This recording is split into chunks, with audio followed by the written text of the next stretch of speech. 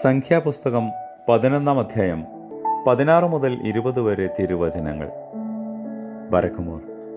അപ്പോൾ ദൈവം മോശയോട് കൽപ്പിച്ചത്, ഇസ്രായേൽ മൂപ്പന്മാരിൽ വെച്ച് ജനത്തിന് പ്രമാണികളും മേൽഭരണക്കാരും എന്ന് നിനക്കറിയാവുന്ന 70 പുരുഷന്മാരെ സമാഗമന കൂടാരത്തിനടുക്കൽ നിന്നോടുകൂടെ നിൽക്കുവാൻ എൻ്റെ അടുക്കൽ കൂട്ടിക്കൊണ്ടുവരിക. അവിടെ ഞാൻ ഇറങ്ങി വന്ന് നിന്നോട് അരുളി ചെയ്യും. ഞാൻ നിന്റെ മേലുള്ള ആത്മാവിൽ കുറെ എടുത്ത് അവരുടെ മേൽ പകരും. നീ ഏകനായി ഭാരം വഹിക്കാതിരിക്കേണ്ടതിന് അവർ നിന്നോടുകൂടെ ജനത്തിൻ്റെ ഭാരം വഹിക്കും. എന്നാൽ ജനത്തോട് നീ പറയേണ്ടത്, നാളത്തേക്കായി നിങ്ങളെ തന്നെ ശുദ്ധീകരിപ്പിൻ. എന്നാൽ നിങ്ങൾ മാംസം തിന്നും. ഞങ്ങൾക്ക് തിന്മാൻ മാംസം ആർ തരും? മിസ്രൈനിലായിരുന്നു ഞങ്ങൾക്ക് നല്ലത് എന്ന് നിങ്ങൾ പറഞ്ഞ് കർത്താവ് കേൾക്കെ കരഞ്ഞുവല്ലോ. ആകയാൽ കർത്താവ് നിങ്ങൾക്ക് മാംസം തരികയും നിങ്ങൾ ഭക്ഷിക്കുകയും ചെയ്യും.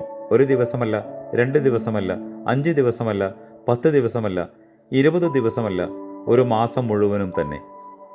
അത് നിങ്ങളുടെ മൂക്കിൽ കൂടി പുറപ്പെട്ട് നിങ്ങൾക്ക് ഓക്കാനം വരുവോളം നിങ്ങൾ തിന്നും.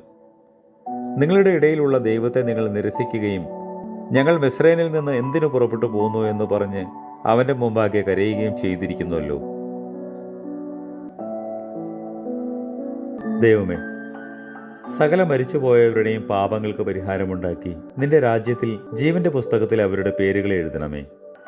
ആമേൻ.